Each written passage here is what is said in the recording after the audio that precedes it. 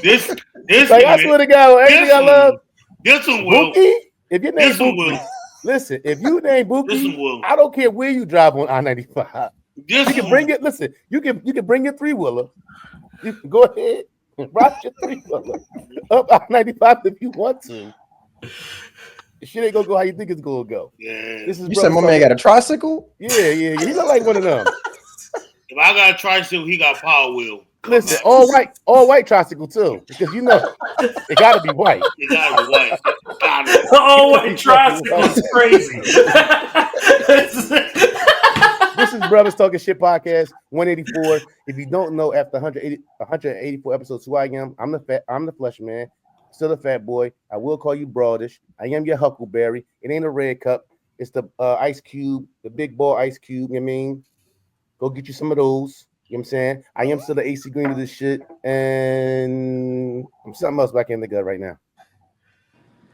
You good? You done? I'm done. You sure?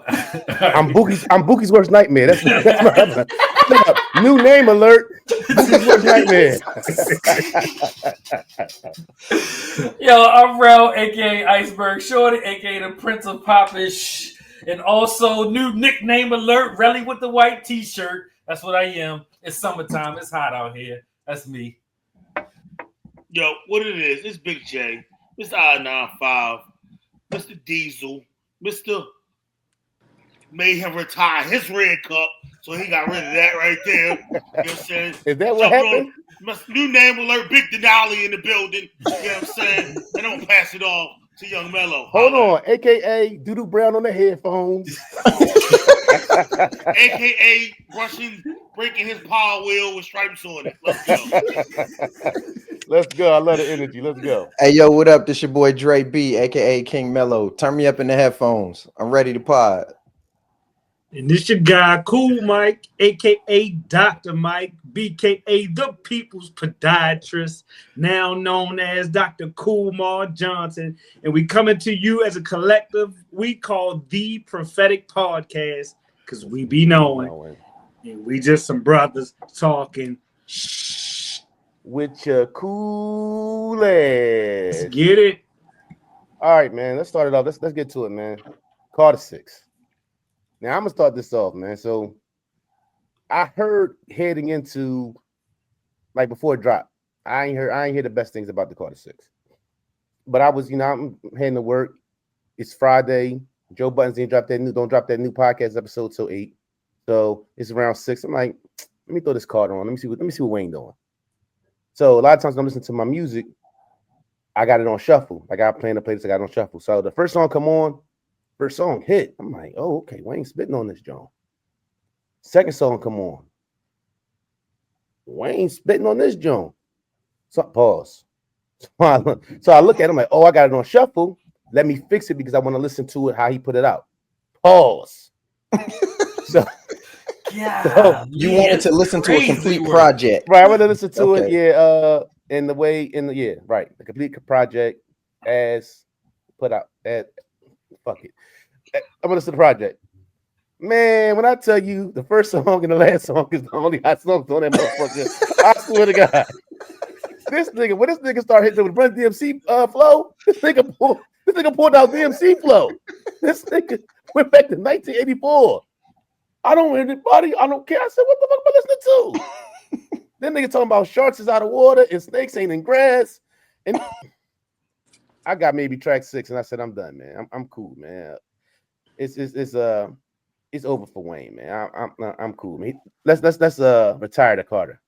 I think that needs to happen from here on out. Iceberg. You was way too nice for this shit. Like, let's turn this shit up. Like my man Dre say, turn me up in the headphone. Let me make sure my shit is up and check my levels. So, you had the Carter 1, which people consider a classic. You had the Carter 2, which everybody considers a classic. Indeed. You had the Carter 3, which mostly everybody considers a classic. And then also Carter 4, which I consider a classic. Carter 4 is my favorite. And that's a very unpopular opinion. Very much so. Yeah, you got John on there with Ross. You got the song with Drake and Kiss on there. Mr. President Carter's on there. The joint with T-Pain. 6 foot, 7 foot on Carter 4. All those things are on Carter 4. That's a nice vibe, though. That's a nice vibe. Saying, right? That's a nice vibe. Yeah. Yeah, so the one with him and T-Pain is crazy. She Will is on there as well. Blunt blowing. Like that, bro, I can sing it. Yeah, the interludes, you got Shine on there, you got 3 Stacks. Shout out to my man from the Lou. Tech 9, you know what I'm saying, is on there spitting. It's crazy. So I love the Carter 4. Then you had all the stuff that was happening. Then you put out the Carter 5 after, you know what I'm saying, you and Birdman do whatever you do. Then you come out with this Carter 6, and I was ready for it. I was highly anticipating, ready to listen to it. Press play in my car yesterday, the first song. I was like, oh, he about to, you know what I'm saying, spit something crazy. When he said, I say something back was like mignon filet. And I was like, okay, let's go, Wayne. And after that bar right there, it went completely fucking trash. That album is by Suda, right? Jelly Roll talking about shark side of water, snakes ain't in the grass, like my brother said. Then you got him rapping basically every Noriega line on Banned from the NO. I was like, Jesus. Not only that, pun lines. Yo. Only one he did is Cam lines. Yo. And listen, I had somebody at the barbershop tell me, oh yeah, yo, on that band. No, I said, dog, no, after that fucking song is fucking Band. Have you ever heard Band from TV? That's what half of that is. I'm sorry, bro. I'm sorry. That shit 27 years old. I think my math serves me correctly. Damn. Band from TV came out in 1998.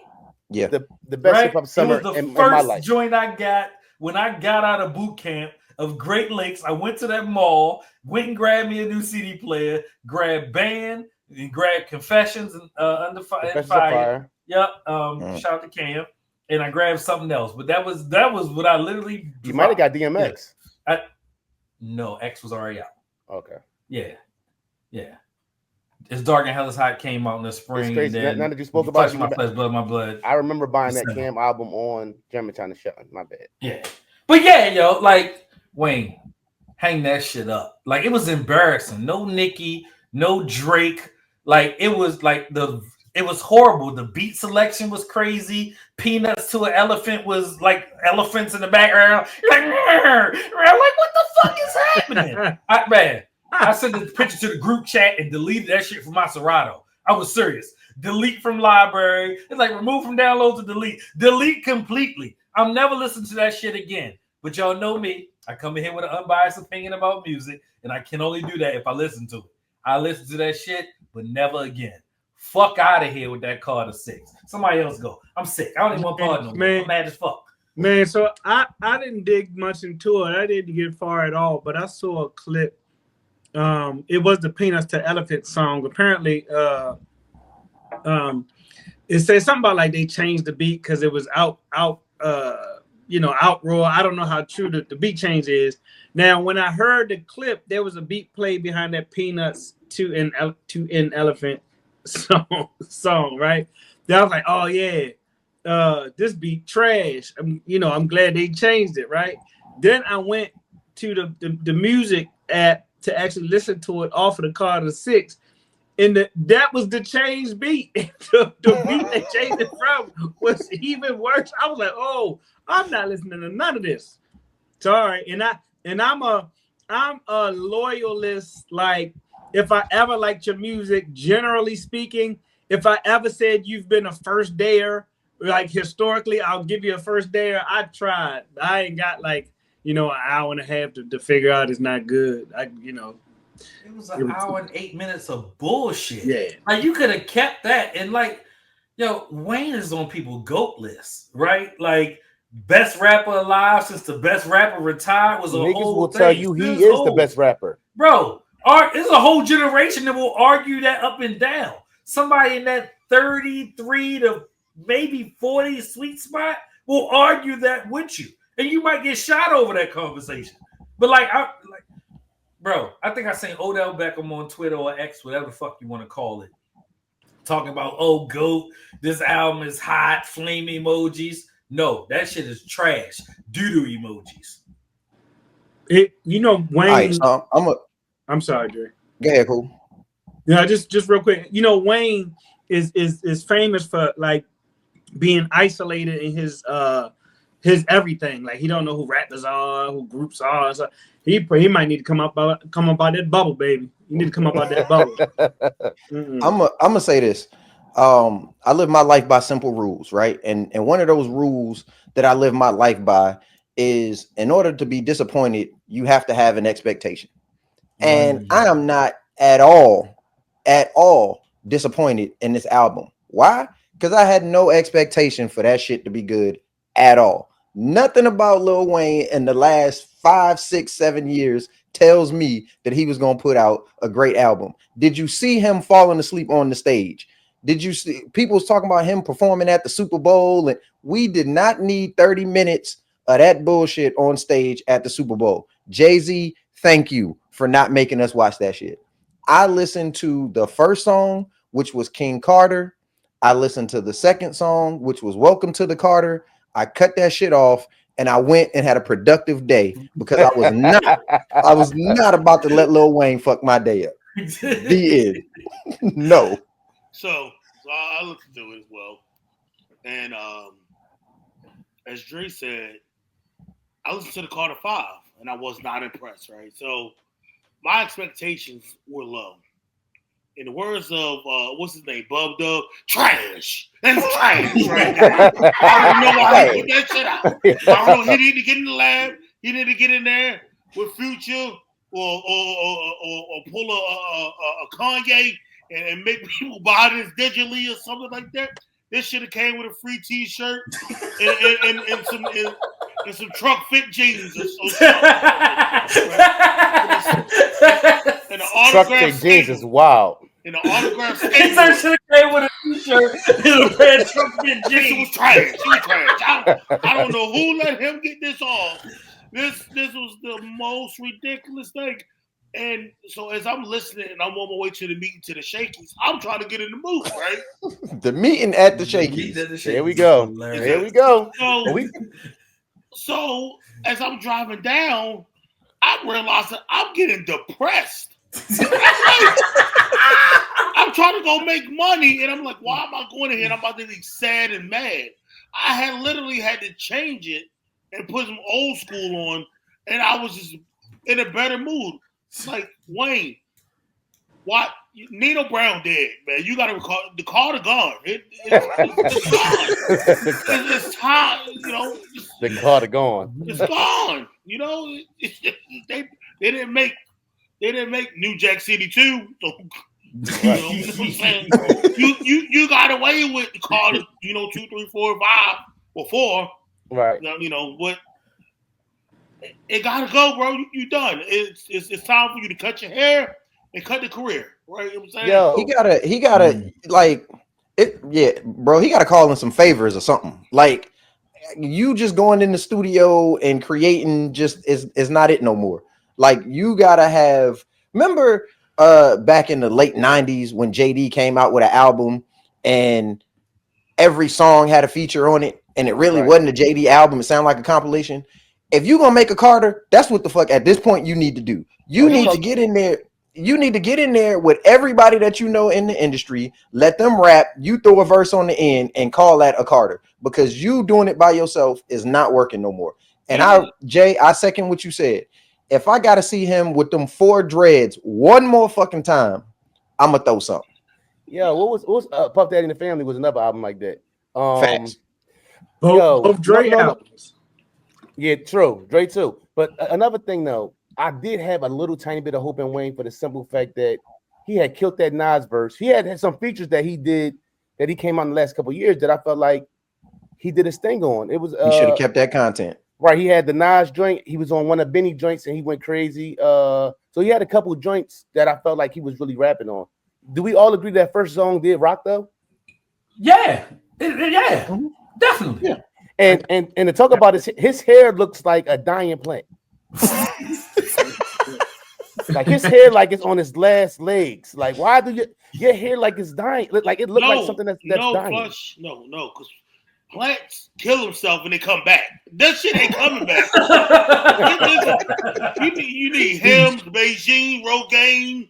I don't know what you gotta say. He gotta get the Fetty Wap, Lil Durk, put your dreads in special. You know the he's the Jimmy Butlers. He gotta get the Jimmy Butlers. The Jangle Butlers. When you walk around with hair like that, you put out albums like that because you're around fake motherfuckers who not going to tell you it's time to do something about that. Right. Plus, I think to both of y'all points, I don't. It's not all or nothing with me. Just because it was a trash project doesn't mean he out of there. Like you kind of both said, if you can tag on or get proper feature or get some up-to-date beats, get in the studio where the cadence and the flow is built in, and now you just put the Lil Wayne part on it, everybody will listen to that. The problem is to the Yes Man part, nobody told him that's what he should be doing. They just allowed him to insulate, make this insulated music, and it don't even sound good when he's really the trendsetter to all of these rappers. You know what I'm saying? Like, so yeah, he need to tag along, or he could. I think he still could. Just like you say, you got a reverse feature, a little DJ Khaled action, but in reverse. That God did verse, and like he was 12 bars away from getting Jay-Z, right? And like you let Hove go last, but you should have kept going. When you told everybody he was the apex, I believed you. And had you said that after this verse came out, this album, I would not have believed you. I'm like, that ain't apex shit. That ain't apex shit. And hey, Wayne better than this album, bro. And I don't know what the fuck this about. And it go back to what Cool said. That's this bubble you're living in. You need to come up out of it. And one thing I always said about Wayne, even because Wayne has had a period of times where though he's been on some bullshit with his pen. But if you've seen him on tracks with like the best of the best, that brings the best out of him. You get what I'm saying? I've seen him with Jadakiss and those guys, and he's going to go. When he's on certain tracks with certain people, his pen is going to step like Iceberg saying about the God did situation. He's going to step up, and his pen is going to step up. Maybe he needs to start using the pen. All that off the top, man. He's really, as much as we blame, he's responsible for a lot of these rappers thinking they can just go in there and be recording shit. Because Wayne said he just goes in there and records. And if this is what it looks like in 2025, he needs to pick up a pen and try another method as far as writing. But he's the father. A lot of these motherfuckers going in there probably punching in 30 times a fucking verse to get the shit right, because this is the perfect example of it. I also want to say that I got a fucking some shit to say that might fuck the world up real quick, but that God did shit to me. I don't know. It ain't aged well for me. Like right now, every time I hear it, I don't want to hear it. I don't want to hear that song. That song for me don't. And that Jay-Z verse, give me that verse on Meek joint over that. I've heard that being said, and I really feel like that's the truth. Was beef joint? That was beef verse. Give me that was beef verse over that guy did joint. That guy, I don't know. When I hear it, it don't. Maybe and that it might be a thing where as though I heard it just so much, like it got played a whole lot. But that guy did verse. That guy did song in general for me is just not what everybody makes it up. You would take the was beef. He killed that was beef shit. He do. But yeah, God, I'm beef for me. Flush, and he did it in shorter time. Flush, I ain't gonna lie to you. I think you're being a little bit of a homer. I think you're being a homer. That got nothing to do with me. I think I think you're being a homer. I'm real homish. Yeah. The what's beef verse over God did. Yeah, I can't take that. He got to the point a whole lot faster. Pause. That's true. But I think he purposely stretched that verse on God did. It was strategic. He meant to do that. Right? Oh, no doubt. Because he was on, right. Because he was on that, he was on there, and Ross is on there, and Ross will make you look bad on your record if you let him. You know what I'm saying? And then Wayne finally came out. Wayne finally came out and sounded like he could rap, right? And so I think Hove had to let him know, like, hey, I'm still big homie. Like, don't play with me. So I think that verse was done like that purposely. Right. Jay-Z I could be by myself. Jay-Z need to let him some dreads. Jay-Z need to let him some dreads. I'm gonna tell you. I'm gonna show them that you can. I'm gonna tell you. I'm so long. I know Manny Fresh right now laughing. His ass eating a crawfish bull right now. I'm talking about, I ain't putting this in my Panamera, but man, Manny over there laughing so hard. I'm still stuck on this, man. Like he sounded like he had the whole Canada Dry in his throat when he recorded this. Like go with you some Seagram's. You said the whole can? The whole can is wild. Y'all heard this? It was just like on It was bad. Like It was bad. It was horrible. And I know you, Drake. And in the week we're gonna talk about this. He dropped this in the week where real hip hop has been a major conversation. Real rap has been a major conversation this week. So for him to drop this, where people talking about real rap being the focus of what's going on right now, is a bad look. I think what he needs to do, he needs to humble himself. He needs to apologize to Gilly, and he needs to bar that pen back, because the stuff that he's putting out now just ain't meeting the mark. It ain't hitting the mark. He need to apologize to Gilly and let Gilly get back in the studio ghostwriting. So I'm a Philly boy, right? Mm-hmm. We didn't know that. For real? We know that. Crazy. But so do y'all believe that? Now I'm gonna tell a little story. Mm-hmm. It was years ago. It was around the time, right around when Gilly left Cash Money. Oh, good. And I seen Gil in 8th Street Lounge. I seen him. I had a bottle of Moet. I had a couple dollars. Had a bottle of Moet. And I asked him, I said, yo, is that Wayne shit true? And he just laughed. But I heard, but what I have heard is that he might not have wrote for Wayne, but he gave Wayne a lot of What? He might not have wrote for Wayne, but he gave him like a lot of they shared a lot of Philly stuff. You know, you're around somebody from a different area, y'all pick up on things. So I heard it wasn't necessarily a him writing for Wayne, but him picking up on the ball Lincoln and all that. That's Philly talk. The content. Just like because Dutch said, or we start saying baby and saying, you know, we started using New Orleans when we talking to people or whatever. We start talking like those guys did. So I just wanted to put that something like. I think it's absolutely true that he did it. I mean, that he did. Now, don't get me wrong. Lil Wayne had a career before Gilly was ever even in the picture. So I don't think Gilly was writing 100% of his material, but right. I absolutely think that if you, I mean, you gotta think about it. If you're in the studio with somebody and they recording an album and you be like, nah, don't say it like this. You change that word or change this word. Right. That's a writing credit. You know what I'm saying? So I just think he needs people in the room, right, that can tell him, nah, Wayne, don't say it like that. Hey, change this. Hey, take that bar out. You know what I'm saying? The same way you talked about like 2 Chainz last week, right? You need somebody in there, be like, nah, Chainz, don't put that bar in there. Yeah. The verse is at a 10 right now. You put that bar in there, it's gonna take it to an 8. Just keep that bar out. And I think that's what Wayne need, man, because like maybe he not getting high enough. He didn't put the cup down, so maybe he not getting like high and drunk enough no more. I don't know, but he need to get back to the essence of what Wayne is. It's only so much syrup you can drink, Dre. It's only so much syrup you can drink. We are not condoning syrup drinking. Why? I'm curious. What makes you say that? What makes you say it's only so much syrup you can drink, Jay? Because Wayne, because you know the ingredients of syrup. Right. So I'm saying that's what I'm saying. You saying like, but it can affect them. He's saying what made you say that. It doesn't matter. It doesn't matter how much he drinks, how much syrup he consumes. He's saying it's over with. Stick a fork in him. He done. It's not gonna help. Do you think he's still? Do we think he's still? Are we saying that he's not on it, or he need to go back to it, or he need to go back to it? He need to go back immediately. In the words of Bernie. I hope he's talking about what's that? Aunt Jemima pancake syrup, king syrup. Aunt Jemima don't got pancake syrup no more. They call they got Pearl Miller. Yeah, they got rid of Aunt Jemima. Pearl Monroe, Pearl Manning, somebody. Maddie Pearl, right? Lucy Pearl, right? Pearly Gates, Pearl. Right? Yeah, the Pearly Gates.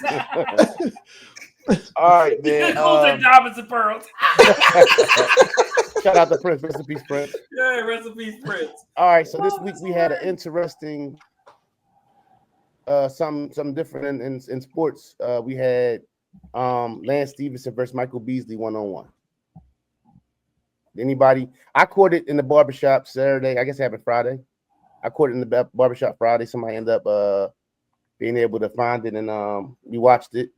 I think it has potential, especially around the summertime. If somebody can put something together or start something that's a one-on-one situation, whether it's a league or more something, the energy in it was crazy. You felt the energy of it. I feel like I feel like I don't know if Michael Beasley I think Lance's personality brings something to it that you won't get from a Michael Beasley. If Michael Beasley played somebody like himself, personality wise, I don't think it works. I think you need that guy like a Lance who brings that getting everybody worked up, talking shit, You don't kind of think energy. same person type energy? Huh? You don't think they're the same person type energy? Man, listen. You think Mike? I'm the Michael Beasley in this podcast. You Lance. I'm the Michael Beasley in this podcast. You Lance. I paid attention. No, I'm talking about personality. I ain't talking about hooping. In general. I paid attention because of Michael Beasley, which means for his hoop skills. No.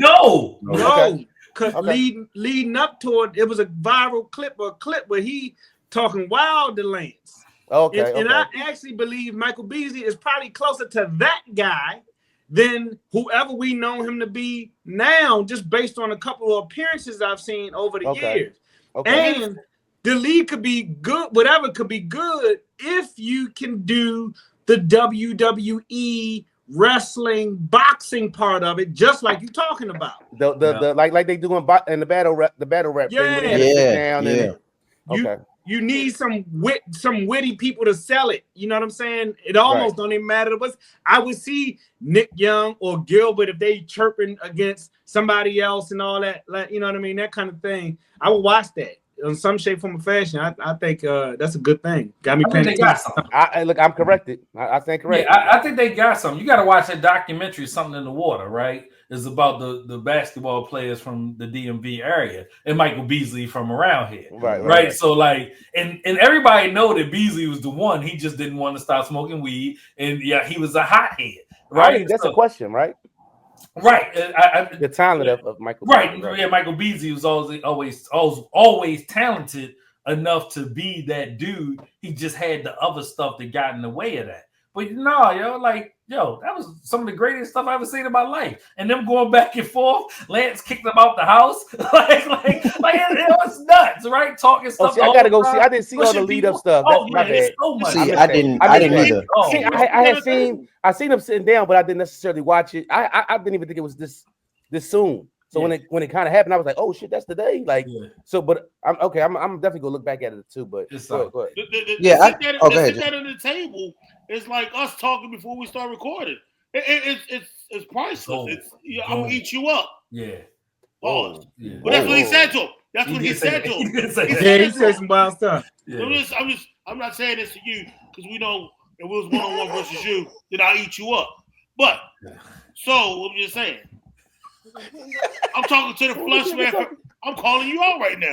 If you want to play me 1-on-1, let's go. We play for a bottle of Jameson. Let's go. What you want? And I will serve you like a B2K movie, boy. What's wrong with you? You better go get. What's the little boy that died? Old Flush Man versus. Old Flush Man versus. Saint. That's what I'm saying. He was a little saint. You serve right up. Huh? Somebody done told you wrong. Hey, and if y'all play 1-on-1, we are definitely recording it and putting it on the YouTube channel. Oh, listen, it's going on the YouTube channel. He gonna need some sponsors by Post your ass up. You gonna need Copper Fit sponsors and keep your shirt on too. No, don't get Lance Stephenson on me. No, we getting wet. We getting wet. Whoa! Oh my god! That should have took 2 weeks off. Yeah, I got my cup going today. Hey, listen, and I'm gonna have my cup with me. You gonna need it. You gonna need it. Big chunks of ice, little chunks of ice. J and 5. Let's go. Jay get beat by. I might have to give you 5 to make this shit competitive. I'm like, let's get back to it. You're gonna get canceled, yo. That's pride, bro. You know what I'm saying? Shout out to the LGBTQIA plus community. I think I got everything. Yeah. Indeed. It's pride, bro. All right, so back to Lance and so we all can see this being a thing with like the summertime. I ain't gonna hold you. A lot of times we find out the big 3 coming back, and I ain't really tapped into the big 3 in a couple years. But Michael Beasley in the big 3. Yeah, right. And I heard AI just joined too. What? Yeah. Oh, the big 3? Yeah. Oh, that's a game changer. You sure about that, Jay? We'll Google it. I said what I said, right? I think so. I didn't see all of the lead up to it, and honestly, like I didn't actually get to watch the 1v1. I saw like it came across my algorithm, and I kind of looked at it, and I was like, yo, this is dope. And if I'm being real with you, like I'd pay. Like if it was like a $5.99 or a $5 caffeine subscription or something like that, I would actually pay to see professional basketball players play one-on-one. If the NBA was smart, they would tap in and they would try to use some of that for that weak ass All-Star weekend that they keep fucking with. You ain't never lied. Yeah. You ain't flush. You're getting the Shannon Sharp on. Yeah. Hey, you remember when if Shaq ain't nobody bleeding, they gotta goddamn figure it out for themselves. God damn it. Is anybody alive? Anybody hurt? You remember in the inside of the NBA when Shaq walked off, we had to go back ever. Yeah. My bad, y'all. No emergency room, no hospital. Yo, they gotta figure it out on their own, yo. Just make sure they ain't too loud. Like, yo, go keep it down. Inside the NBA just happened just now. But we can see something where as though if somebody's smart, somebody got to be smart enough to be like, yo, this is we can do something with this. And I can see it being something. And I heard it was some other one-on-one even before that. So they wanted to. They've been talking. Jeff T been talking. No, I'm talking about it was in that event. They were pre. Yeah. And I don't know why, but like for some reason when I think of that 1v1 and like the name that keeps popping in my head that I think got to be a part of that is Gilbert Arenas. Like I feel like Gilbert got to be in that 1v1 league if they start one. Gil gonna be tough on the 1v1 tip. Yeah. But then the guys you want to see, like the dudes in the league, you want to see a Kyrie, right? I think Kai would do it. Yeah. And we some I think he would do it. You think while he in the league they would do it? That's what I'm saying. They're not the league to let him get it off though. The league might not let him get it off, but I think Kai would do it. I don't think that's the thing. Like they play in the summer leagues, they play Uncle Drew. Like that's true. All you hoop. I definitely think Kyrie would do it though. He's not ducking no smoke. All right, so do you think it's a difference? All right, because it's a young lady that played for the New York Liberty, and she had played in that league, the league that what's the 3-man league, and she got hurt, and they didn't give her a salary or nothing. I don't even want to talk about the WNBA and they nonsense and tomfoolery. I mean, do you think the NBA be in the same type on the same type time? Like that because again, you have all this summer league ball that they play and they always have. Right. The Rucker, like I said, the Drew League, I'm saying open courts, they don't stop hooping. So you think it's the fact that you think the power structure, structure of the Players Association is not going to allow them to do a player like that. No. So the NBA could not do a player like that. Now the WNBA is a different, you know what I'm saying? That's a completely different monster, and they still have more power over the players than you know what I'm saying than the NBA does. But absolutely not. The NBA would not get away with that. Okay, so that's definitely. I hope somebody's making some moves to give us more of that because I think the energy, man, that crowd was going crazy. Lance is about to fight somebody. Push dude. I think that was a trick split. We'll see. Yeah, little dude came out of nowhere. It was definitely must-see TV though. I wish I would have caught it live, but I enjoyed the playback. I think Lance wasn't in the best shape to. We didn't think Lance had a chance of beating Michael Beasley, did we? I mean, Michael Beasley is known for cooking people. Like this is a well-known thing. They was like 13-13 at one point. Then he just went crazy. Yeah. Never stop playing with him. And that's the thing about Michael Beasley. Once he gets in his zone, he's in there. Like he's a hooper. All right, we're gonna stand by on that one. Speaking of one-on-ones, boom. Trump and Elon. Now I ain't gonna I swear, man, when I tell you my peace is so crucial to my life that I can't entertain Donald Trump theatrics or whatever it is. Like I just can't do it. So right.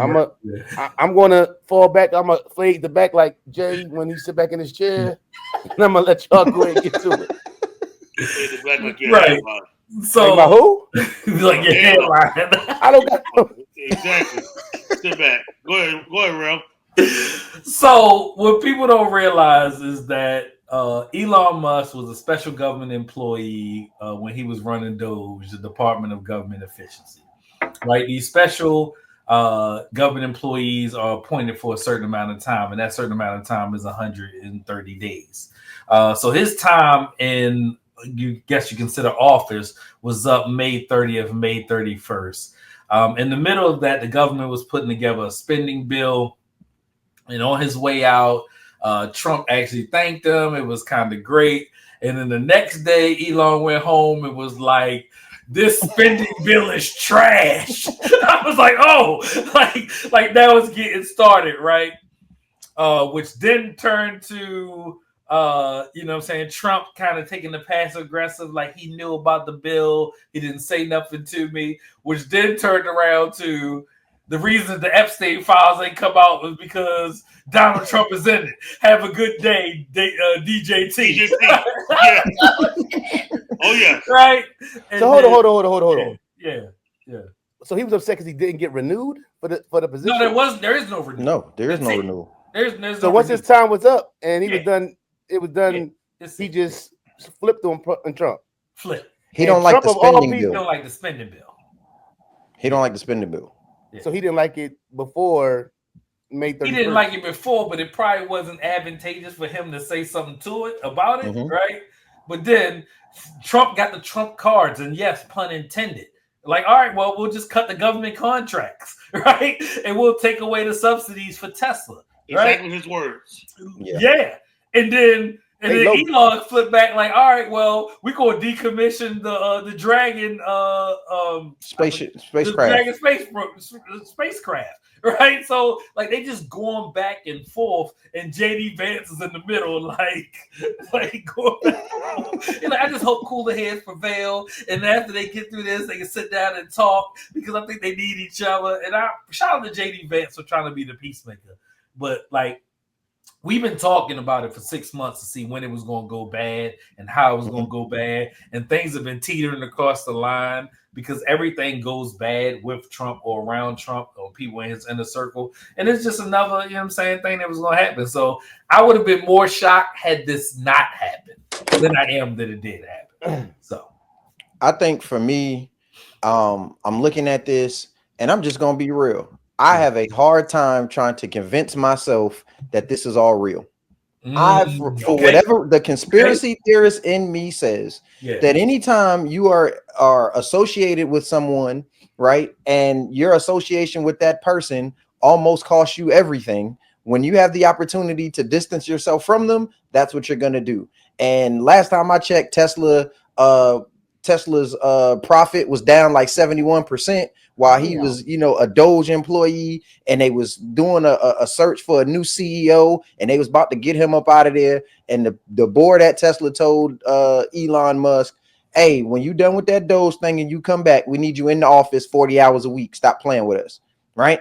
So for whatever reason, so I just feel like this whole thing is kind of orchestrated so that he can distance himself from Donald Trump. Now, don't get me wrong. I do believe he believes the things that he's saying about, the Epstein files and, the amount of debt that this is going to add to the budget and all of those things. I think that's real, but I think this is strategically done by Elon so that he can distance himself from Donald Trump and the whole MAGA sphere so that he can get back to getting the money. Because at the end of the day, he has the power. He has the influence that he has because he's the richest man in the world. And if he does not have that, he doesn't have the power. Let me ask y'all this. Y'all don't think he thought that this was possible as far as the drop in Tesla and all that when he decided to deal with Donald Trump in this manner? No. I don't think so. No. I think he that wild. I think it was a ploy for presidency, He can't be president. Who? Elon. Oh. He's South African. Natural born citizen. So I've seen some like I've seen some like interviews with people that knew Elon before he was the richest man on the planet and all that kind of stuff. And what they always talked about. Hold up, Dre. Hey, yo, tell T talk to you later, bruh. God damn it. We take 2 hours on Sunday and we party. Golly. Is she dying? I pray not. Is she sick? Yo, she just took a nap. Yo, she just got up. Yo, I'm on my JB shit today. My bad, y'all. My bad, y'all. Golly. I'm making like JB. There, yo, What you say, baby? You got the head and stuff. Like, y'all see my demeanor change? How you know I was talking to T? It's just my demeanor? Yeah. The bedroom eyes, shit all glazing over water. I'm gonna start blushing. Yeah, you see the black man blush. Y'all was doing the Trump thing, now. I should have went Blake Screen. That's what I should have did. You should have did. Yeah, my bad, y'all. Go ahead. Talk that Trump shit. Talk that Trump shit. Elon Trump. WrestleMania 42. So for what they say, you know what I'm saying? Elon's big thing is power. It's not the money is just a means to the power. He wants the power. And so that's what the play on Donald Trump was just, this is somebody that values money. So I can use the money that I have, right, to get power and influence over this guy. And I think that was his play, you know, because I'm gonna tell you right now, if I give you $250 million for anything, you better not tell me no to nothing. Nothing. I don't care what I ask for. If I tell you to make Gatorade the drink of the official drink of America, you better make it Gatorade. For $250 million, I own you. So cool. You got anything, Jay? No, I just think like I mean the older I get, it's not a don't care, but it is the world is a marketing tool designed to get you to pick sides. Okay. There's no way that I can give not one systolic or diastolic pressure of my blood to actually caring enough for it to affect me one way or the other. And this is actually how I learned it. Politics aside, right? I remember back when Obama was president and he was talking, and one of the congressmen had yelled out like liar. I don't know if y'all remember that. He like liar, right, in midstream. Yeah. And Obama kept going and dude, whatever happened. And I remember watching that live and I was fussing at the TV like that's disrespectful.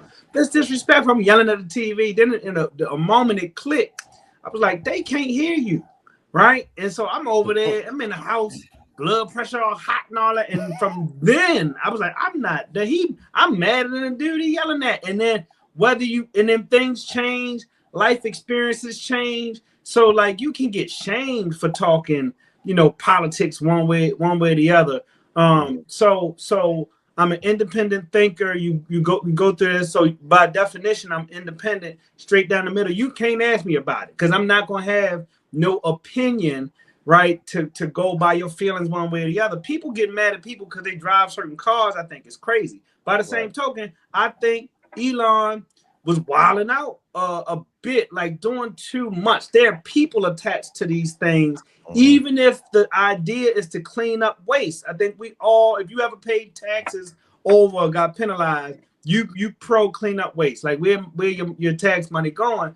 But by the same token, there was a complete, maybe seemingly lack of empathy to some of the things that were cut and all of that stuff. So it's one thing to be government or government adjacent and want to get rid of waste and champion that. It's another thing to be like, if you don't check this email by the weekend, your job on the line, be damned if you got 18 years or something. And the thing that's wild. So I think he bought a lot of it on himself, whether he realized it or not. And I think both of these dudes made Trump way more than even Elon.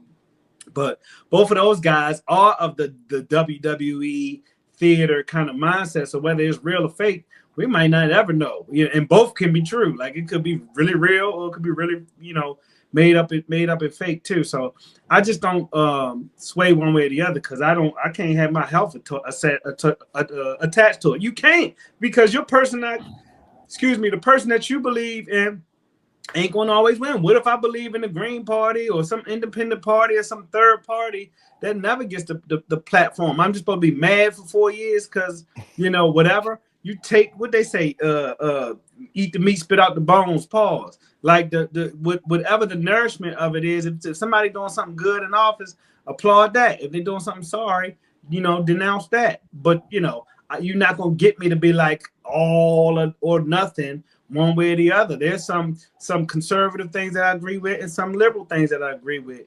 And how I was raised, be damned. I don't mean that in the literal sense. I mean, I'm no longer the person that I was raised to be, especially after you live a certain amount of time on life. So I just ain't no side picker in this one, to be honest with you. But I do think Elon was wilding out enough to make himself a target from a money standpoint. So I think some of that was brought on himself.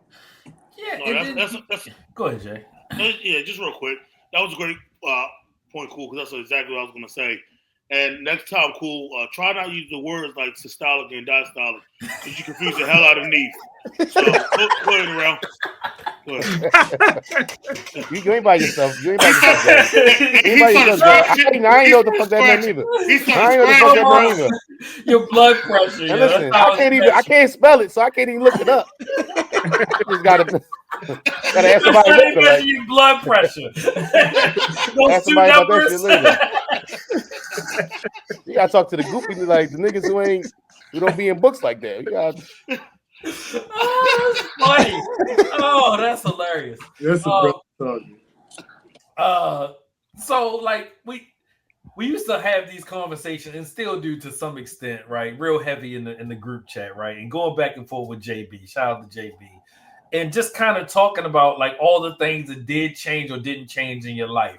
And we watched over the past 5.5, almost 6 months total of people scratching up people's cars and wiping their butts on people's cars. And they were just doing that to random cars. And like, let alone blowing up cars or setting them on fire at Tesla dealerships because of the things that Elon was doing in Doge.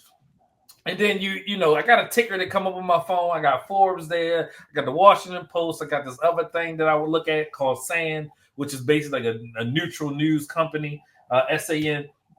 And then, it shows like Tesla stock did this, Tesla stock did that. It went up and down here, left and right, this and that, and all these things. And I'm like, this is market manipulation at its finest. But it never changed in this whole 5 months, no matter how much Tesla stock went up and down. It didn't make the difference that Elon was still the richest man in the world. Didn't fucking change. Nope. Not one time. And guess what? You know the difference between $100 billion and $200 billion? Absolutely nothing, because I can still get fucking double cheese on my burger. Like, nothing. It means nothing. What are y'all talking about? Oh, he went from $246 billion to $230. He's lost $16 billion today. Okay. I need those kind of problems. I lost $16 billion today. It wouldn't change nothing for you. Right. Elon lived a minimalist life anyway. He was living in a small house when they was building the Gigafactory down in Austin. He was living on the floor when they went out to the Twitter out in Silicon Valley. Like, you're talking about some shit that don't mean nothing to nobody, right? Mm-hmm. It don't mean nothing. Fuck out of here. He could go down to $50 billion, and guess what? He wouldn't miss a beat in his life. Right. Like, he has a car, he has a house. What else do you fucking need? Knock it off. I don't want, I wish I could just skip that shit on my ticket tape. I don't care. It don't matter. It matters to the shareholders who don't have $240 billion. He's talking about the person who sent goddamn Jeff Bezos a podium that said with a 2 on it when he became the richest man in the world. When he went to 1 and Jeff Bezos was 2, he sent him a podium that had a big ass number 2 on it. Like, this motherfucker got Asperger's. He's on the spectrum. What do y'all expect from the richest man in the world who has autism? Yo, don't send that shit to my house. Don't send that shit to my house. I ain't opening that shit. And he does drugs. Yeah. Definitely smoking weed on Joe Rogan. No. He does ketamine. Yeah, ketamine. Yeah. He's on ketamine. Yeah. A lot of people in that space are. I know a lot of people on ketamine. Don't send no statue to my crib that say number 2, nigga. Fuck all that. Hey, he said get your money up. I'm sending you a toilet. I'm sending you a toilet to let you know I'm shitting on you. That's what I'm doing. There ain't no podium. Right. I might paint that I might paint it gold just so you know. Hey, speaking of gold, hey, did y'all see the video where Donald Trump was talking about all of the upgrades he made to the Oval Office? You see all the gold in the background? All the gold and stuff that's in the background, and then the people online went and realized they matched it up to plastic accessories that you could buy at Home Depot. Yeah. And that's what it looked like? Yeah. They saying that somebody charged them. They just went and grabbed a joint from Home Depot, spray painted it gold, and put it in the White House. Which is still thrifty, right? It's still on brand. I mean, look, you came up. But he was talking in the video. He's talking about like, this is real gold and this, that, and the third. And oh, my guy that did Mar-a-Lago is the one that did this. And yeah. It sounds good. Good theater. To be continued. Yeah, continued. I love it. All right. Tyrese Halliburton did it again. NBA Finals Game 1. Indiana Pacers. I was watching the game. It felt like throughout most of the game that OKC was up like 12. Every time Indiana made a 4-point run, a 6-point run, OKC would make a run and kept it to where it was at. So I went to sleep. And I woke up and was like, huh? Halliburton hit another game-winning shot. I don't think it changes anything for me. I still see OKC winning. OKC lost game 1 to Denver. So Indiana's going to have to show me more before I believe that they can win this series. I think it's a hell of a shot, a hell of a win. But I think OKC pulled out a point guard I've never seen all season, and I've watched a lot of OKC games. They will play a guy, the other Jalen Williams. They'll play him in the Denver series, and then you won't see him for 2 series. They got another guy. I want to say his last name is Williams. The young boy, he got a crazy haircut, but he played in the Minnesota series. Ain't playing the first 2 rounds. They just got so many guys and so many moves they can make, or so many plays they got, or different ways to go about, I guess, strategy. That I just believe that Indiana got to show me something. But I think it was a hell of a win game 1, and I think more people will watch because they won that game. Well, let me be the first to say I'm not one of those people.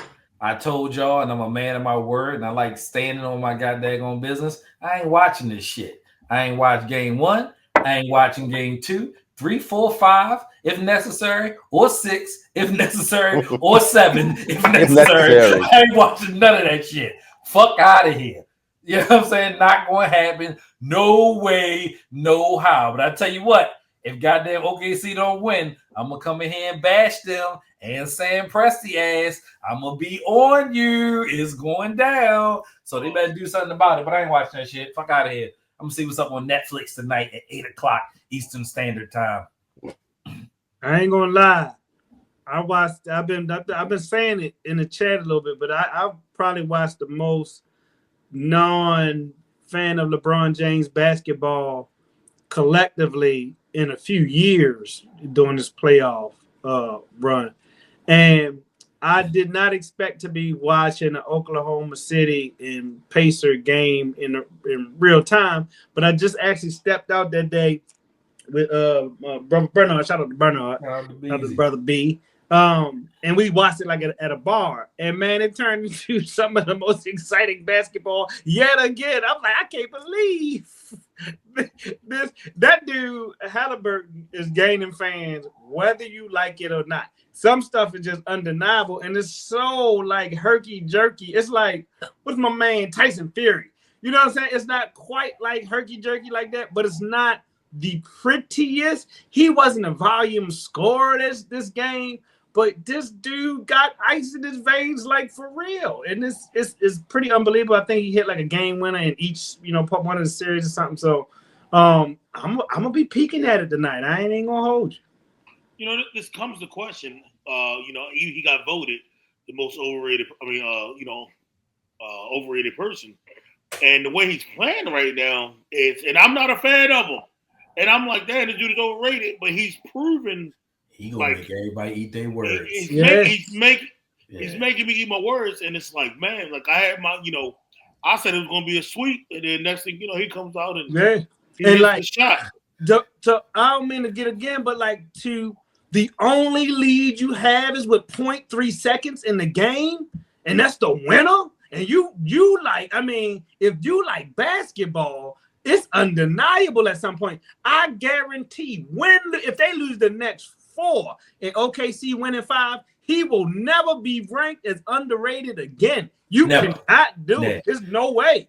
I low-key want him to win. So when he put the championship and the MVP in his hand and he say overrate these or overrate this, like that's what I need. That's the energy I need at this point. You know his daddy gonna show out. They on it. Yeah. And John was there. He was there. And know what though? Peep the Blitz. Shining.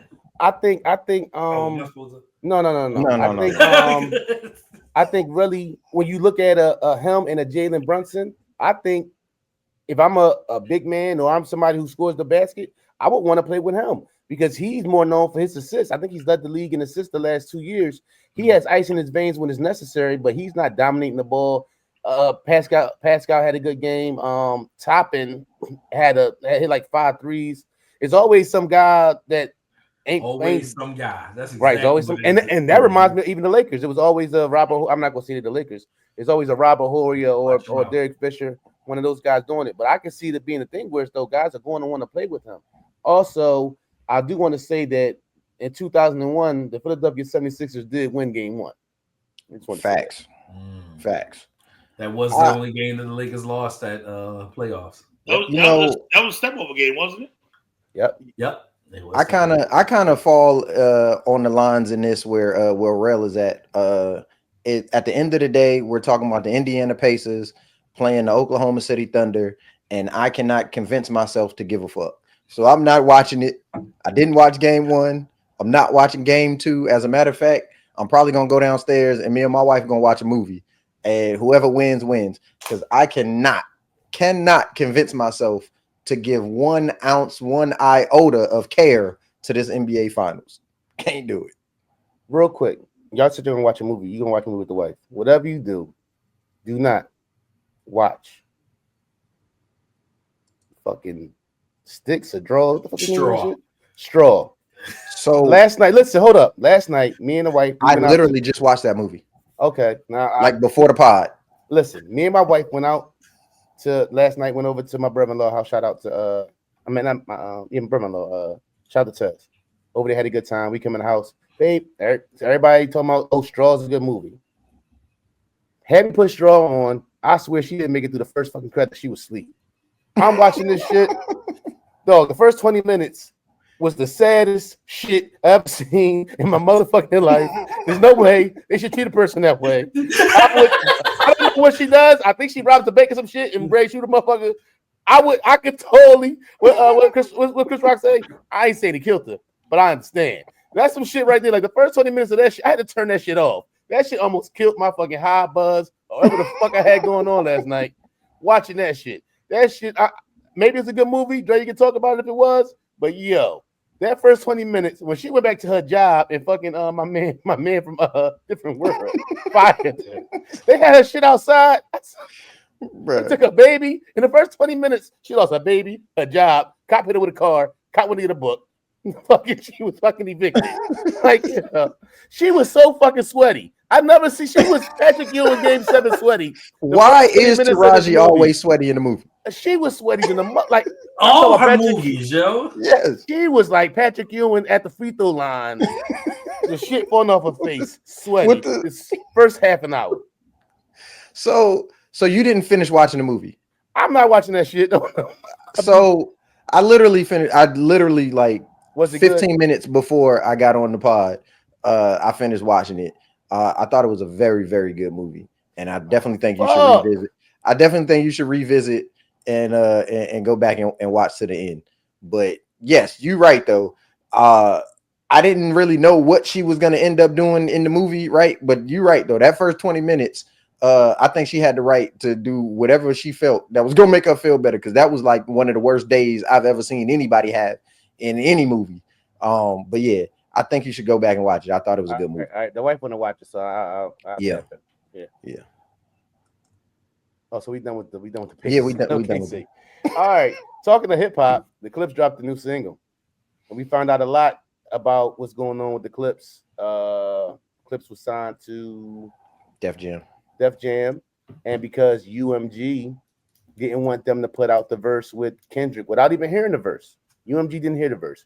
But the fact that Pusha T and Kendrick were on the same song, two of Drake's enemies, with this lawsuit still lingering, they say Pusha paid 7 figures to get out the deal because, well, Pusha had his solo deal also with UMG, so UMG let him go. He bought his way out of his deal to drop the album with Kendrick on it and keep Kendrick on the album. Single, to me, fire. Production, fire. Malice, No matter. fire. No Malice. I'm sorry. Whatever he want to be called, no Malice, fire. I never thought Malice was higher than Pusha. I never said that. I never thought that. But that verse, he's the best. Malice is the best rapper turned religious guy because you know he don't like. Yeah. He still got like you see a guy turn religion when they find religion and you see where their flow or their style loses something. Malice, no Malice don't lose. He hasn't lost anything. However many years it's been since he rapped, he hasn't lost a step. And the fact that he's going about it how he's going about it, where he's not talking so much foulness or whatever, and he's still vicious with the pen, I got to congratulate him for it. But from what this single, I've heard that Pharrell without Chad ain't the same. It don't sound like it right there. And Malice and Pusha and Jim Jones, it's time to it's been about 2 years. I got something for you. I got something for Wayne. I got something for Kanye. I probably got something for Drake on there. I got my calendar circled for 7-11. Anybody want to go? It was an okay song to me. I mean, I want to see what more they bring to it. This nigga. What the fuck is you talking about? Go ahead. I'm just saying, you got your cup of tea, I got my cup of tea. It was an okay song to me. I mean, I'm gonna listen to that on repeat over the Carter 6. I'll tell you that. I'll tell you that.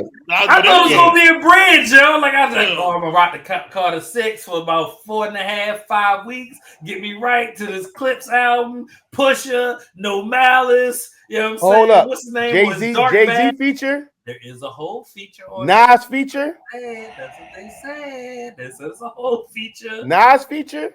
An Esco feature. I'm here for it. What if they're on the same song? If they had goddamn which one call on there? 3 stacks, but I don't like they might be on the same song. What if they're on the same song? That would be sick. The Hove and Nas On feature on the Clipse album. I think I might want it that way. Yeah, facts. No hook.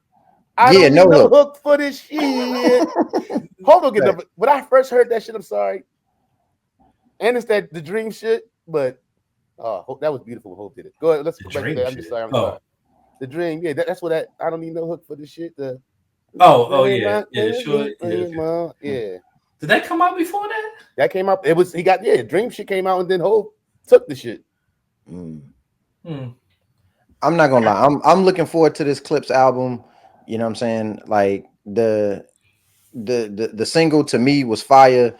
I heard the production and it was reminiscent of like, you know what I'm saying, old school Clipse music, you know what I'm saying, where the beats kind of outside the lines, and you know what I'm saying, I can't wait. I got my calendar circled.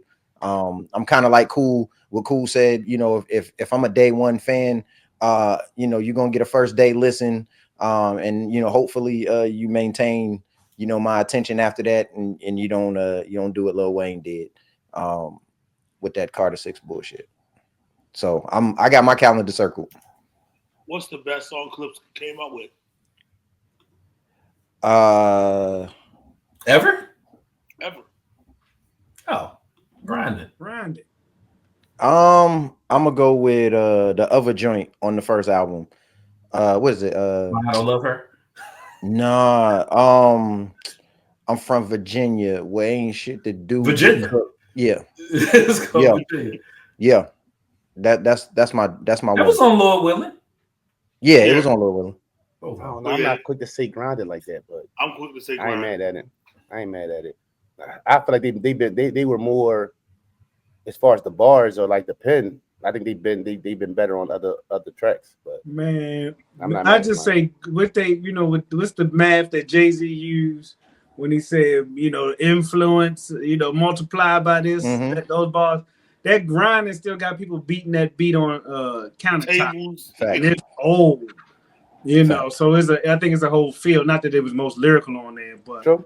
and Fact. plus the Pharrell, the Neptune sound, right? It had some joints out there, the Nori and Khalees was popping, but like that grinding almost was it solidified some things. You was like, what the fuck is this? Yes. Yeah. Yeah. Yes. Yeah. It still felt different. You know what I mean?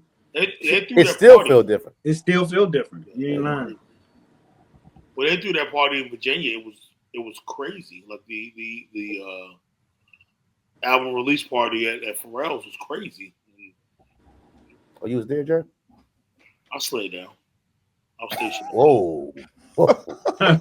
Whoa. See, and y'all be talking about me. Yeah, My man said he was at the album release party, and y'all be talking about me. he was like 15. I don't even know how the fuck he They was young there. Like at the same time. he must have just left. He just left Hammerjacks, and he had a white car. You know he had a white car going. But I'm the one that gave. It was the one Sequoia. I'm the one that gave him the hook for that song, though. Oh yeah. Yeah. I told Miles, like, why don't you let Pusha T spit? Yeah. Let him have the mic. Yeah. Hey. I drew the Lord Willing cover too. That was me too. I gave his name. Like his name was Kevin. Whose name? His name was Kevin, and then we changed. Whose name was Kevin? Pharrell. We changed it from Kevin to You Pharrell. ever named Kevin? I know. Yeah. They gave Teddy Riley. I said, Terrence, you should rap, baby. What we doing? They say they gave Teddy Riley the studio and an introduction with Pharrell, and then hit him with Timberland just to get to the Clipse. You know what I'm talking about? Fat Joe is crazy. Wow. Fat Joe, yo. 7-Eleven. Yeah. We will be starting the pod with that. We definitely starting the pod with that. Facts. What day is that, matter of fact? It was Friday. Yeah, and it's then a Friday. Sunday. We locked in. Oh, we locked in. Indeed. All right, so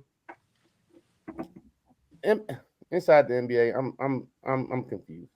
Inside the NBA is going to ESPN, right? Why the hell did we put? Nothing's changing about the show besides the fact that the show is going to ESPN. Why the hell are we putting rings out? I think it gotta be just like fucking cockiness or something, or like conceding. Like you're not going anywhere. You're changing stations, and we went through this whole process. Boy, I'm sorry. What's the word, Jay? No, the word is that they won't be able to.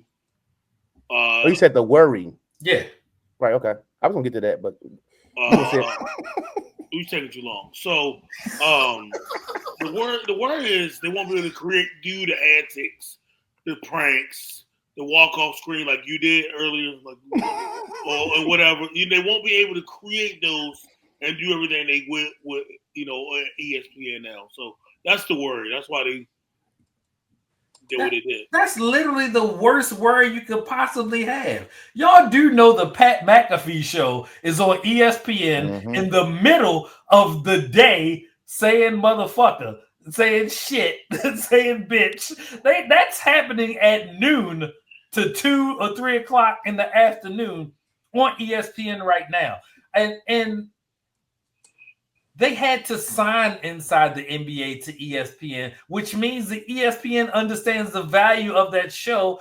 Why would they change it up? I literally think nothing's going to change. Absolutely nothing at all is going to change for them. They're not moving studios, so they're not going from Atlanta to New York. They're keeping their same staff. They're not like, this isn't a hostile takeover where you say, let's take all your people out, put our people in, and remix the pack. It's literally going from one network to the next. I just don't understand. We've seen things like that happen before. We even seen them have, and maybe this is a little bit to the off of it, but when they moved Kevin and Janelle and they didn't know what to do with them, they wanted to put them on SportsCenter, but they didn't do right by the situation. So we've seen ESPN drop the ball. The boy name was Kevin Smith, wasn't it? What's his No, name? his name was Michael Smith. Michael. I ain't seen them niggas since. Like Mike, like Uncle Dita Mike. Okay, Right? all Like, right. that's Yeah, that's literally right. his name. I ain't seen the nigga since he 5 left. people in your life who had a I ain't name. seen this nigga since he left. Hey, yo, we was all confused. Who's Kevin? Yeah, I was like, My bad. We know who Kevin though. like, You seen damn, the what they nigga? did to Kev? Put the picture up. The nigga like his name Kevin. Real shit. Mama named him Kevin. Kevin. But no, I see. So we've seen ESPN drop the ball. Now we have seen ESPN do right by McAfee, which is hopefully a good indication that they'll treat this the same way. But I think there is that worry of I've seen it being talked about. I was very adamant about last week, even saying that I thought it was time for it to end. So I don't see how this, and then with it being Disney, I think there's a different. Well, you said Pat McAfee doing this Disney, so it might not change. My whole thing is why I putting up. It's like we saying, "Oh, yo, this is our last episode," and then we do another episode. Like, why are we celebrating like it's over when it's not over? That was a lot to me. I sat up here last week, you know what I'm saying, and we gave out a lot of flowers. All right, and all I want to say is I take all that shit back. Give me my flowers back. Y'all sat up here and made me believe that this show was over and y'all was gonna have to find new jobs. And Ernie was like he was loyal to TNT and he wasn't going nowhere. Just for y'all to tell me the following week that y'all gonna be on ESPN, bro. Y'all not even changing your route to work. Like, man, I want all my flowers back. I take back everything I said last week. I take it all back. Fuck all of them. Fuck all of them. We could have did something with that 10 minutes that we gave the ass. Nah. Better shit to talk about. Crying, tears, Shaq doing promo now. Dropping mics. Wasn't crying. It's just my allergies. What are y'all talking about? This That's is how you know they normal corny. off time. They corny. Niggas is out of Crazy. Bro, they didn't even fire the staff. That's what y'all just on another payroll. Talk about the talent. Everybody's going. Bro, that's crazy.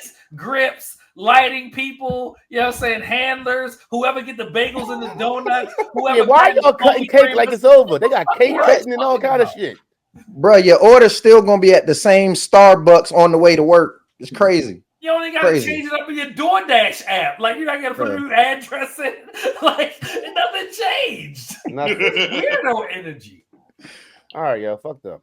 Peep the Blitz. Why?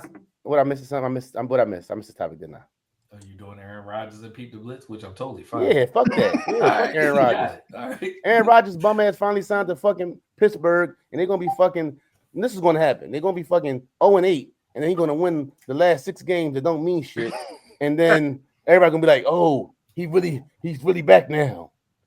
Yo, end of the day, you should have fucking drafted Shador the 5 opportunities you had to draft them, and hey, you know what? Y'all get what y'all had coming to y'all. At the end of the day, Pittsburgh, he showed y'all who he is, and y'all believe he's somebody different. Y'all that girl who think y'all gonna change that nigga. That nigga is that nigga. No, I'm gonna get with him. He gonna be different. He gonna marry me. No, bitch, it ain't happening. That nigga is the nigga he been. Aaron Rodgers will be 42 years old in the middle of the season. That nigga my age. And no, he get younger though.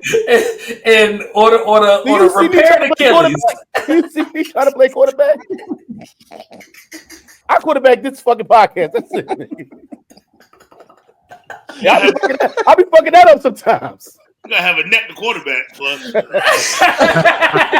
You said I gotta have a neck? Yeah, you be humming and hold shoulder on. pads. No neck or no neck. That ain't the pot called. If that ain't the pot called the fucking frying pan black. Are you fucking serious? I'm your brother, so I ain't supposed to have one. Nigga, turn this way. Nigga, I turn this way. Nigga, I've never seen your neck. I've known you how many years? You like that dude on the, like that. That's who you are now. Nigga, do like this. Relax. Like you stiffed in them up. Oh shit, look at your neck. I say, oh. I don't know why you fucking with me. Aaron Rodgers got to go through the AFC North. I don't know what he was thinking. Coming late and thinking that one of your teammates hate you. They gonna let you get hit. You gotta play the Bengals, you gotta play the Browns, and then you gotta play the Baltimore Ravens twice. Not to mention the rest of the teams in the league. You gotta play those. This is the hardest hitting division in NFL for the last 20 years. Then he dissed the Saints. He was better off going to the Saints. I would take the NFC South or whatever that division is over fucking Baltimore and all of them. In Cincy. And Myles Garrett. Like Myles Garrett, 2 games a year is insane. Right. Yeah. He crazy. Look, he crazy for real. And I don't understand what Pittsburgh was doing. This really happened. I saw a clip, a Pro Football Focus clip with Mike Flores. We're gonna call him Flores. Mike Flores. Right. Mike Flores. Right. And this, I don't even want this to come off homer, but this dude really said like a day ago that the Baltimore Ravens may be 3 years off from deciding on whether they want to re-sign Lamar Jackson or not. He really said that. It's out there. Believe me on this.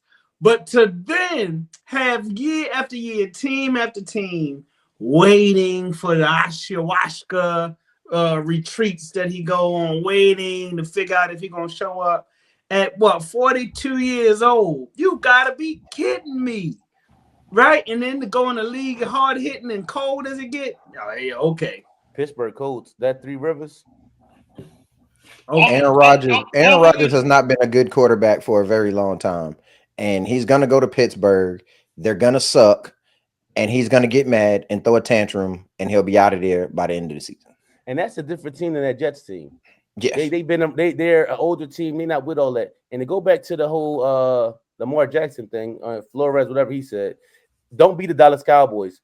Every time fucking Lamar Jackson's up for an extension, extend them. Because if you wait, you're going to have to pay him more at the end of all that. Haven't we learned our fucking lesson? I should be a fucking GM. Haven't we learned our fucking lesson yet? As soon as I can extend them, if I want him and I want him to stay here, I'm going to pay him before 5 other quarterbacks get so much more money. Then I got to pay $50 more million in the contract. No Lamar Jackson going into next year without an extension. His goddamn salary cap number is $75 million.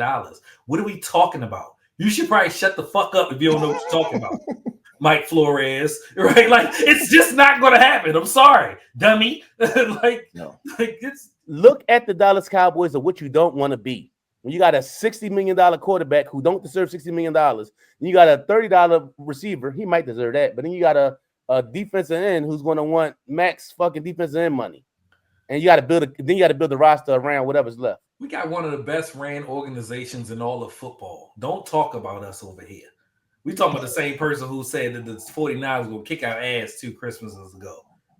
Ain't wrong. Blowout. Yeah. All right, so Tom Thibodeau got fired. I'm not one who was surprised.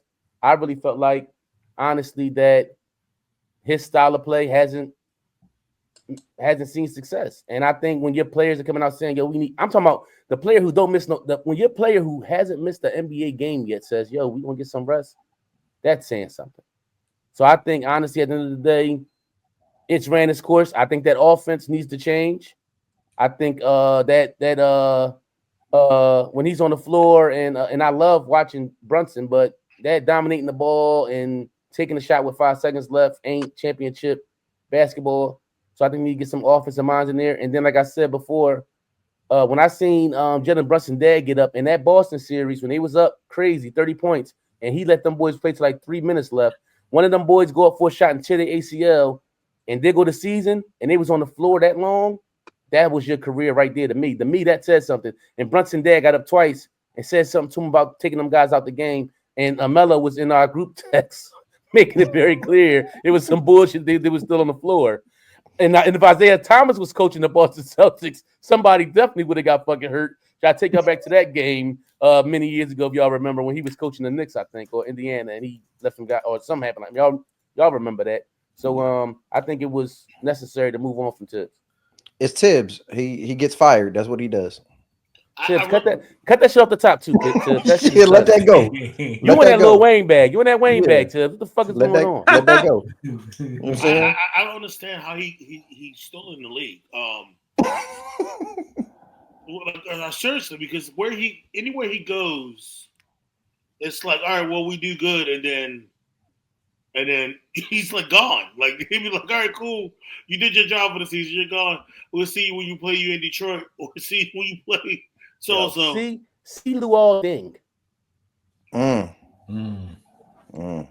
Yeah. Facts. Yeah.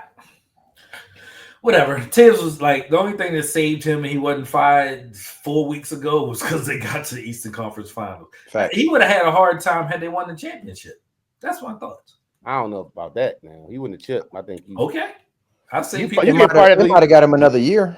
yeah, right. It might have got him another year, but he would have got fired next year. I don't think he would have made the whole year. His That's wild. style and You win a and championship and can't finish the year is wild. Tibb and today's NBA. I mean, Oh, yeah, yeah. right. You in got today's coaches NBA, getting fired before games left. right? How many? Look at every team that's won a championship in the last 6 years. How many of them still have their head coach? Bars. You know what I'm saying? So in today's NBA, it is what are you doing right now? It ain't what you've done for me lately. It's like what are you doing right At now? the moment. At the moment. And if I'm being real with you, I never thought Tibbs was that great of a coach. And I think he's an amazing assistant coach when all he got to do is focus on defense. Yeah. And we give him these 3 players right here and hey, do some player development with them. But I don't think he's a front man as a good head coach. I never did. Some guys are better coordinators than head coaches. Mhm. Yeah. NBA Adam Silver. I like you, bro. I really do. Oh, I think You can't say you like him. he sound like the Booty Warriors. I really do. yo, get the I fuck really, out. yeah, Jay. Come about the shake. Come about that Yeah. bubble in the shakies. I don't know. Hey, And come to the I don't- real world. I don't know what kind of ice you got in that cup, but that was, Hey, listen, Adam Sandler. I think he's one of my favorite commissioners. hold on. Before you finish. Hey, Jay, after this pod, bro, I really got to know what kind of meeting you was in the Shakies. Like, I really got to know. It was big money too. Wayne almost fucked it up. I gotta know what kind of meeting you had at the Shakies. All Yo, right, I go gotta ahead. know what you had for lunch in that meeting at the Shakey's. That was so. I can't take a man seriously eating tater tots in front of me. I'm sorry. We can't talk big money and you eating tater tots. We can't take big money in a strip club at all. But that's neither here nor there. Adam Silver. I appreciate you what you're trying to do as far as trying to make All-Star competitive. And I've heard stories of players saying that they feel like All-Star game is. I've heard players saying they'd rather sit out All-Star games than take that week off and enjoy that week off than to be a part of the festivities of the All-Star game. So in my head, I even say, well, what if they got rid of the All-Star game? And then I think about the business aspect. It's too much money involved in it to get rid of it. Mm-hmm. So that's not a possibility. The real question, the real problem isn't the setup of the All-Star game. It's the players. And until that becomes what we really talk about or what they really talk about, then it won't mean anything. I've heard that Joker and Luka are 2 of the worst All-Star players who, during All-Star games, in the games, the things they do, they don't take it seriously. I don't think you put the world against Team USA or whatever, and that somehow makes a difference. You never heard about Luka and Luka take a fucking Luka and Joker do not be serious All-Star game at all, and they be just trying to get through that shit. So I don't see that changing. Maybe I'm wrong. Maybe I got a different perspective. I seen Iceberg making faces and shit. Well, Joker don't look like he take the NBA seriously if you ever watch him play. I think the only way to fix the All-Star game, I agree with you. I don't think it's the format that's the problem. I think the only way that they can fix the All-Star game is they have to make it matter. It has to count for something. That's the only way they're going to get the players to care at all about playing in the All-Star game. I mean, they have a model, right? In baseball, doesn't the winner of the All-Star game get like home field during during the World Series? So you have to do something along those lines in order to make it count and make it matter towards the players that are on the court. Because if this is just going to be a pickup game, then that's exactly what you're going to get is, Luka Doncic, throwing up shots from half court and all type of craziness because it doesn't matter to him. So if you want to fix the All-Star game, make it matter, make it mean something. I think they missing the mark by a long shot, right? Like you're trying to replicate what happens during the Olympics. Well, there's things at the end, right? There's pride in winning something for your country, which literally matters because it's happened once every 4 years. You're just moving the shitty pieces around, right? You know what I'm saying? Like it don't matter. Like, you know what I'm saying? To everybody's point, right? You having Giannis and Luka and which will come on the team and Joker on the team is not going to make it better. It's just not. LeBron James fucked up the All-Star game. I said what I said. Not yourself. And there's a Lakers I can't fan. I can't let him sit with his What? KD and stuff too.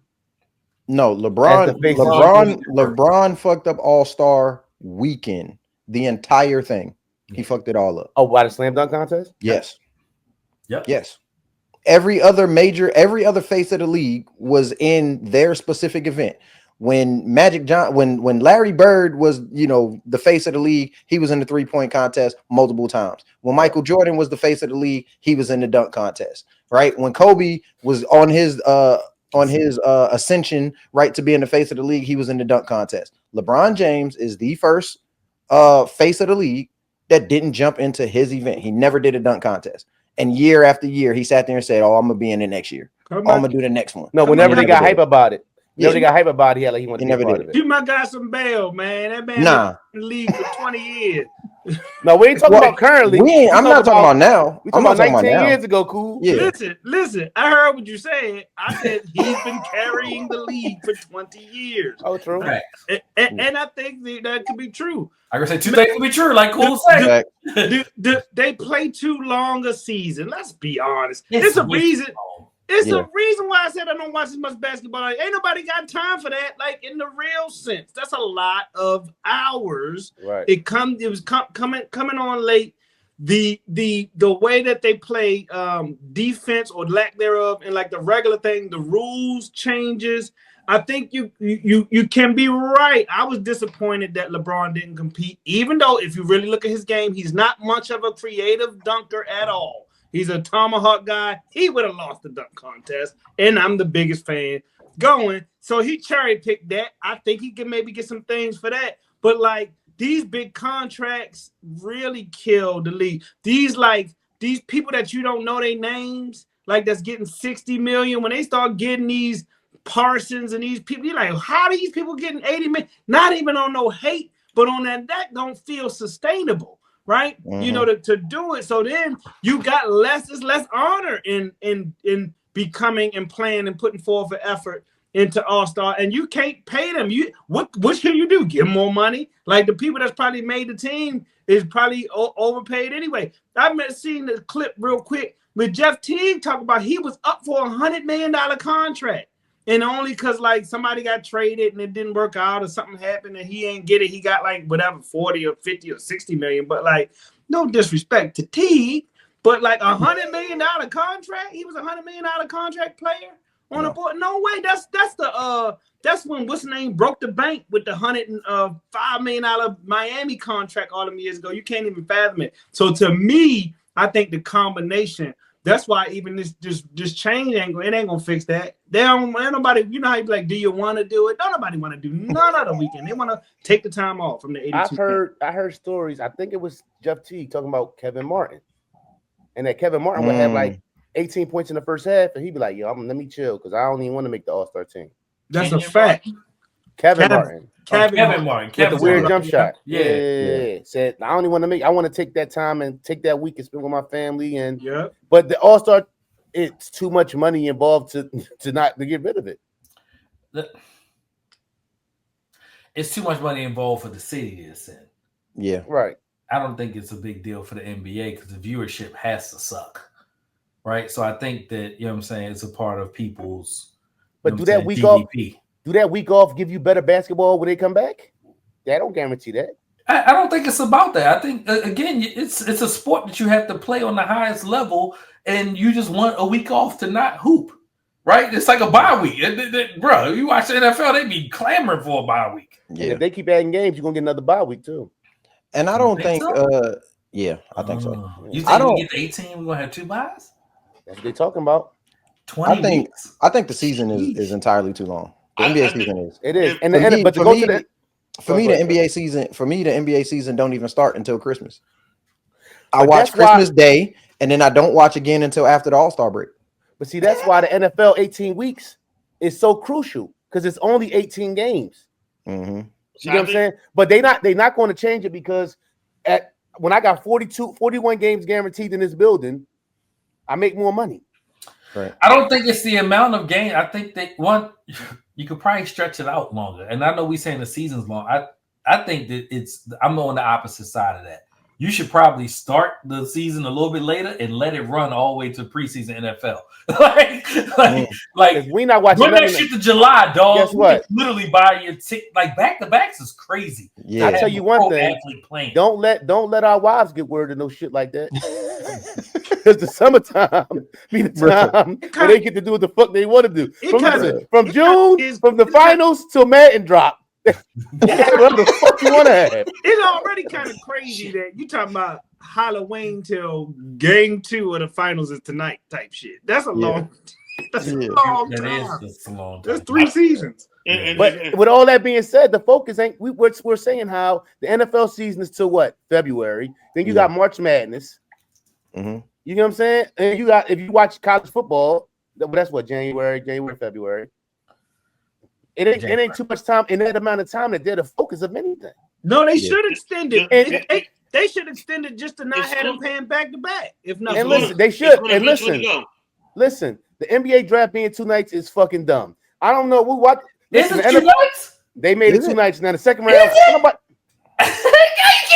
Y'all trying to be like the NFL. The NFL shit made sense. The way the NFL doing it is beautiful. How they doing it in every city and how they doing it for 3 nights, Thursday, Friday, Saturday. The NFL it's beautiful. Don't miss, bro. And they haven't missed for a long time. You trying to tell me the second round of NBA? Who's like, yo, oh shit, dog. Hold up. Second round of NBA draft about to start. No.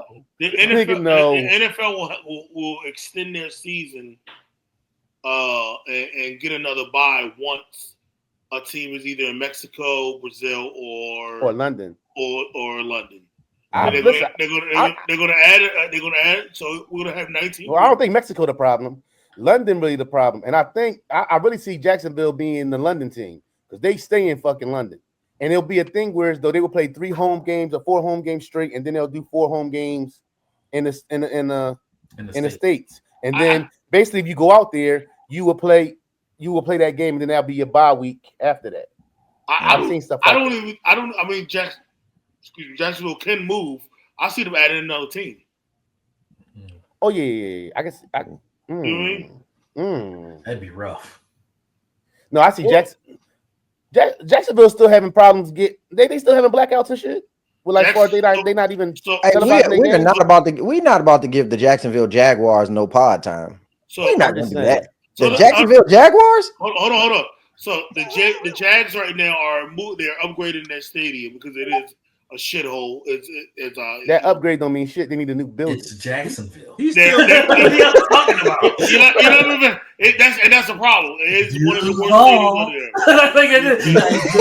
out there. What he just visited Jacksonville last week or some shit? Y'all said Duval cat. Yo, he was talking real greasy about Duval. What are you just talking crazy? He was talking crazy, wasn't he? I said it's a shithole. Oh man! All right, yo. Duval. Oh, okay. So offset and Cardi shit that went to the next level. they fucking with Offset. You gonna braid his son hair like the nigga you fucking with? They probably took him to the same appointment. And then they took him to the same appointment. What you gonna say? Listen, and then his pictures are Offset and Stefon Diggs together. Which is wild. If you fucking my baby mom while she pregnant with my child, disrespectful. You keep saying baby mother. You my wife. My wife. Yeah, true. So I ain't saying she kill him. I ain't saying she kill him. But I understand. Look, so y'all know I always got some inside scoop, right? So so somebody that I know, right, was just at Stefon Diggs football camp yesterday, and guess who was there? Cardi B was there, and guess who else was there? Her kids. Offset's son. And so, hey, look, man, what he did when they was together, pause feeding the baby, that's wrong. You know what I'm saying? But he gotta realize that with that man gravy.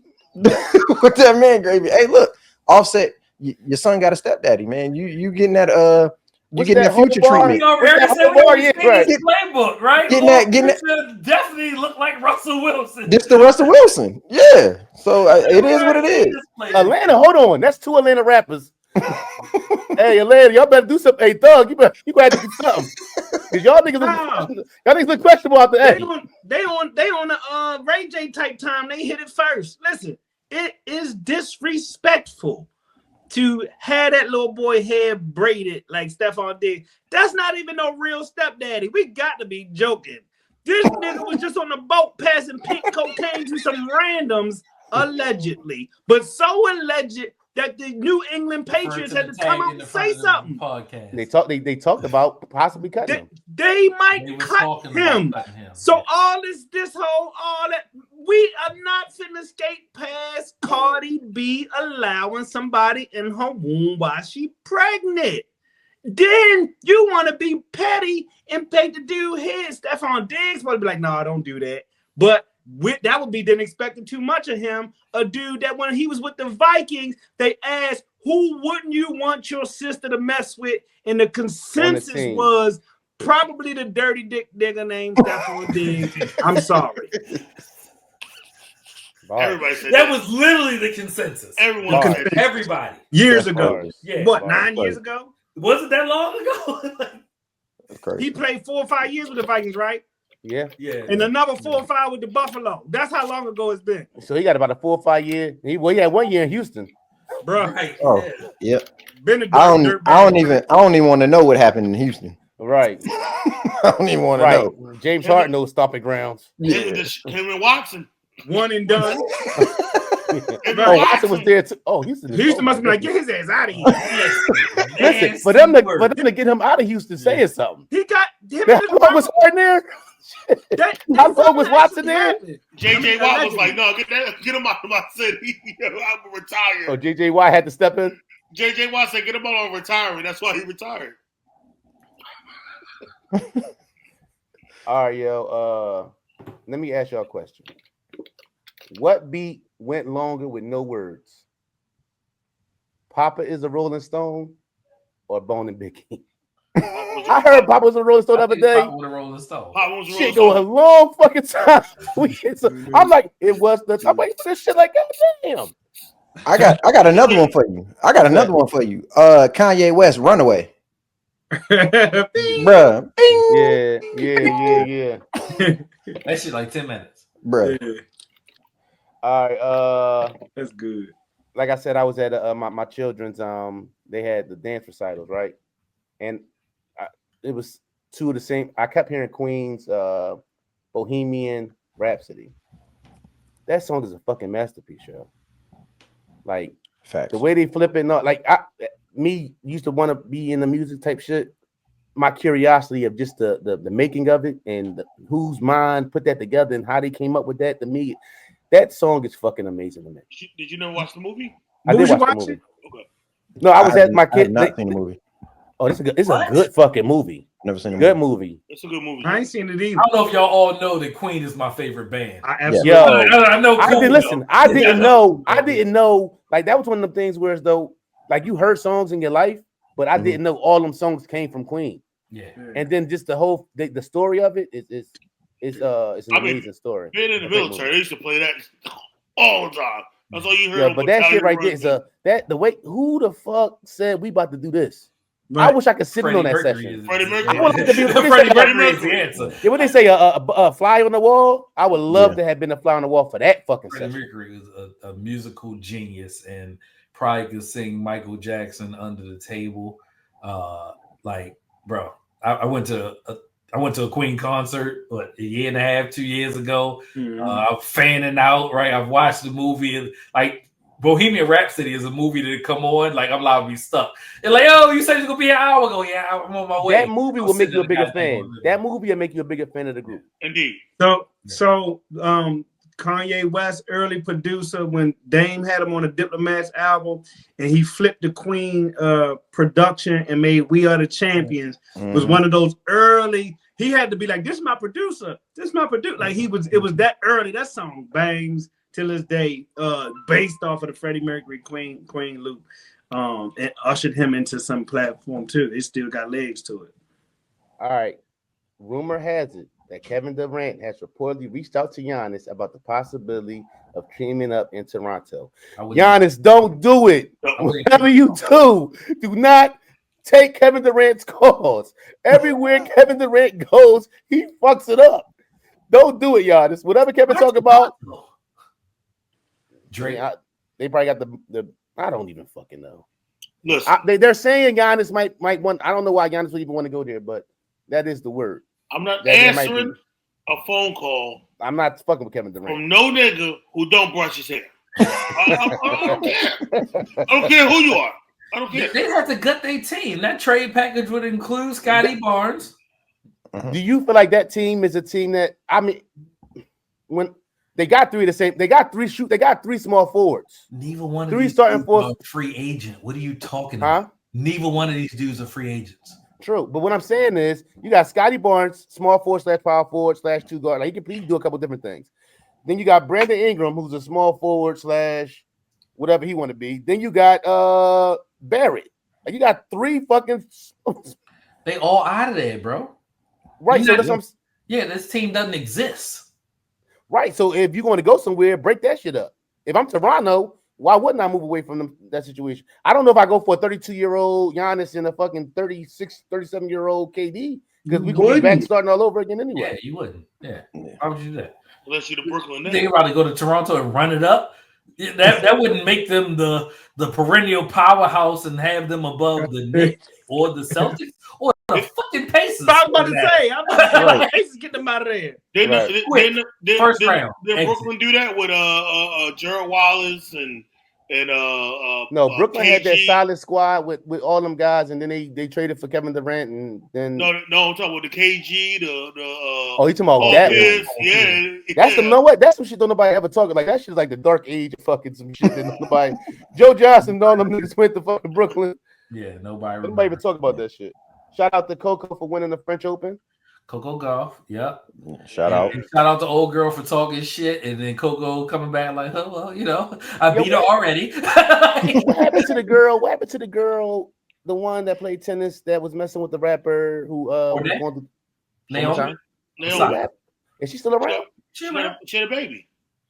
Naomi's around. She's still legit. Yeah. Yeah. Let me ask a Jay question so Jay can continue to contribute to the topics on the podcast. Hold on, world. We just want to say we appreciate our brother Jay for contributing to the content this week. Yes, sir. So we can get more. We can continue the streak. We get a streak going. Can you date someone who y'all have mutual friends? So let me say this. Let me just say when I say this, right? You know the person through a person, right? Y'all, you can't say a friend, but acquaintances, right? So y'all brush against each other and stuff like that. What do you say? Y'all can date. Just leave me the fuck out of it. Yeah, I'm not. Now, whatever you do, don't get yourself mixed up in that shit.